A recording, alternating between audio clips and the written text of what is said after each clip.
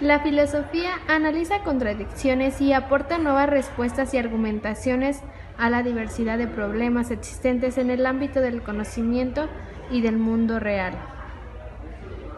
La filosofía es un enfrentamiento con las ideas y con las relaciones sistemáticas entre las mismas. Todo puede ser objeto de discusión, análisis y revisión racional. Es una ciencia humana o social. Una parte de la filosofía es la lógica formal o simbólica, que es una rigurosidad argumentativa muy profunda y es necesaria para organizar los procesos mentales de los razonamientos de un modo coherente, correcto y válido. La labor de la filosofía es precisamente buscarlas con el uso de la razón y con el análisis y la argumentación. Busca lo cierto de lo verdadero. Se ocupa del sentido de la vida, con la finalidad de proyectar una existencia mejor.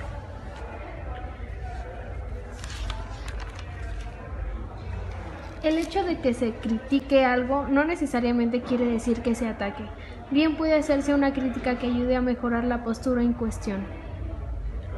El ejemplo perfecto está en Platón. Lo único que Platón hace en sus diálogos es criticar las ideas e hipótesis disponibles en su momento. Del enfrentamiento de sus propias ideas con las demás, saca las conclusiones más convenientes. Hola, mi nombre es Marisol y les voy a hablar de la teoría de la acción comunicativa de Jürgen Habermas. Para esto vamos a definir dos conceptos importantes, interacción y comunicación. La interacción se define como aquella acción que ocurre entre dos o más personas u objetos, que está determinada por algún grado de reciprocidad. Aunque no seamos plenamente conscientes, estamos interactuando de manera permanente.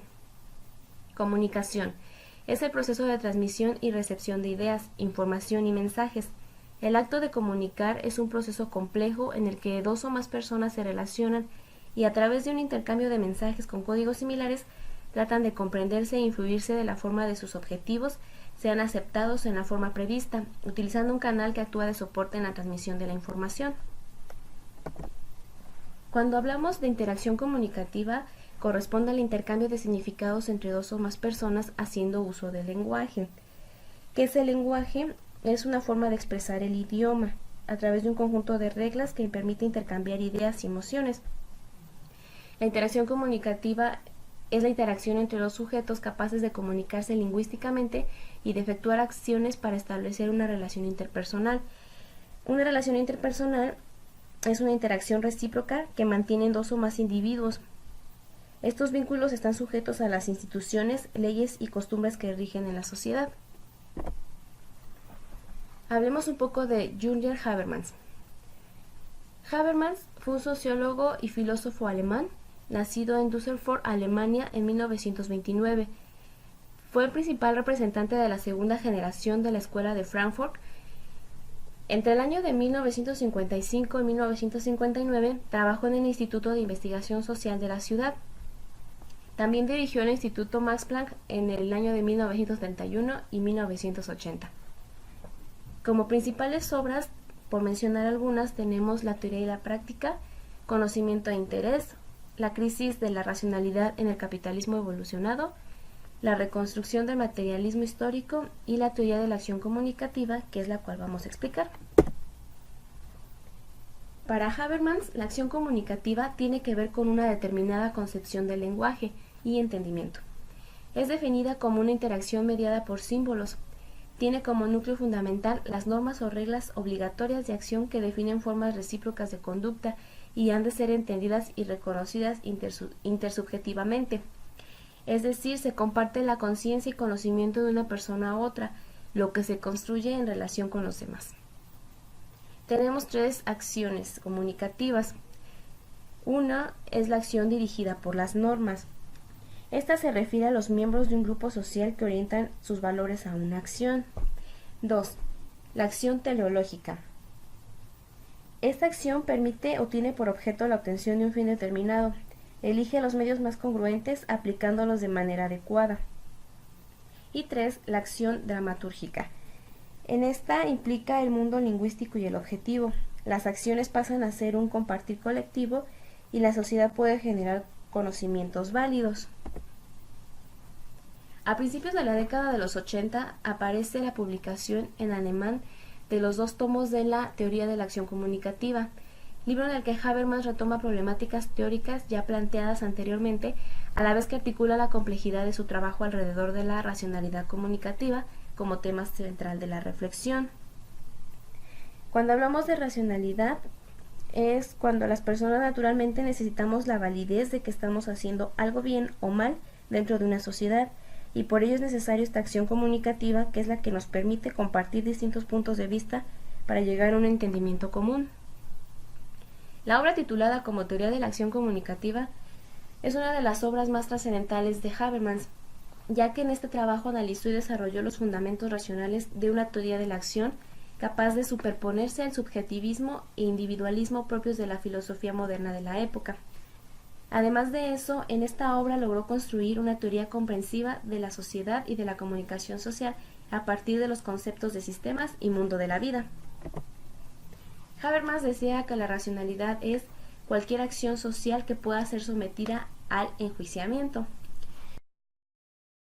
La racionalidad sustantiva del mundo de la vida encierra sociedad, cultura y personalidad, donde predominan los valores morales como conductas, modales, respeto y confianza. Es lugar trascendental donde el hablante y el oyente salen al encuentro. La racionalidad formal del sistema, donde predominan los valores sociales como la valentía, amor, lealtad, amistad. Coordinan su acción mediante la vinculación funcional de consecuencias no interaccionales a través del dinero y el poder. En el mundo de la vida existen 3 mundos: el mundo objetivo, el mundo social y el mundo subjetivo. El mundo objetivo es el mundo de los objetos o estados físicos. El mundo social es el mundo de lo cultural, el arte y lo científico, es decir, las relaciones interpersonales. Y el mundo subjetivo es el mundo de los estados mentales o de la conciencia. Como conclusión, resulta sencillo comprender la importancia en las interacciones comunicativas entre los individuos y ver cómo las personas estructuran un diálogo pensando antes de hablar en los contenidos normativos de un grupo social para interactuar con él, como las personas quieren ser vistas a través de su acto comunicativo. Habermas propone una teoría en la cual el ser humano despertaría esa capacidad de crítica en el que habita. Plantea que debemos ser conscientes de lo que compartimos en nuestro proceso de comunicación y en cómo lo hacemos. Es decir, no debemos hablar o escribir solo porque podemos hacerlo, sino que debemos reflexionar y analizar las consecuencias que traerá tanto para la otra persona como para nosotros mismos.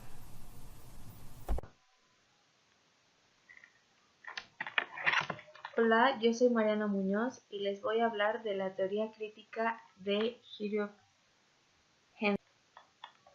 Henry nació en Providence, Estados Unidos, el 18 de septiembre de 1943. Se doctoró en la Universidad de Carnegie, fue profesor en la Universidad de Boston y de Miami, y en esta última fue director del Centro de Educación y Estudios Culturales. En el 2005, Kennedy University le dio un honorario de doctorado. Teoría crítica. Consiste en un conjunto de pensamientos surgidos en la década de 1920 en la Escuela de Frankfurt. Sus representantes son Max Horkheimer, Herbert Marcuse, Walter Benjamin y Theodore. Su objetivo es transformar en su totalidad la estructura social, tanto el sujeto como el papel de pensamiento. El individuo no se debe desarrollar como un ser aislado. Tanto los objetivos observados como los sujetos observadores de la ciencia están construidos socialmente, y por lo tanto deben de ser analizados e interpretados dentro de su contexto histórico-social. Teoría crítica de la educación. Es una construcción teórica referida al ámbito de los fenómenos educativos que recoge los presupuestos filosóficos de la teoría crítica e intenta reflejarlos en la práctica educativa.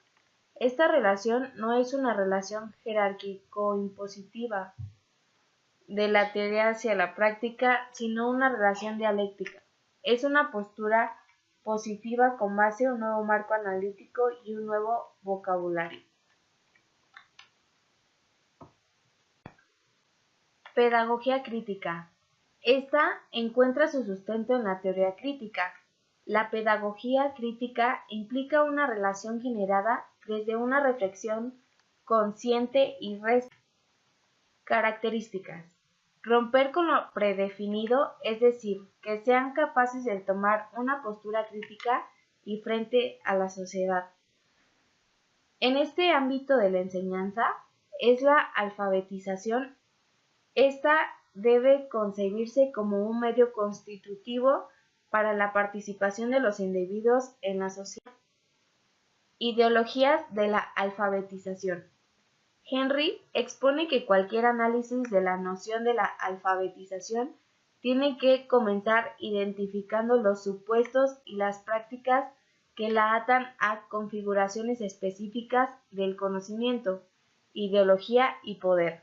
De acuerdo con lo anterior, el autor distingue tres ideologías básicas que caracterizan los diferentes acercamientos a la alfabetización.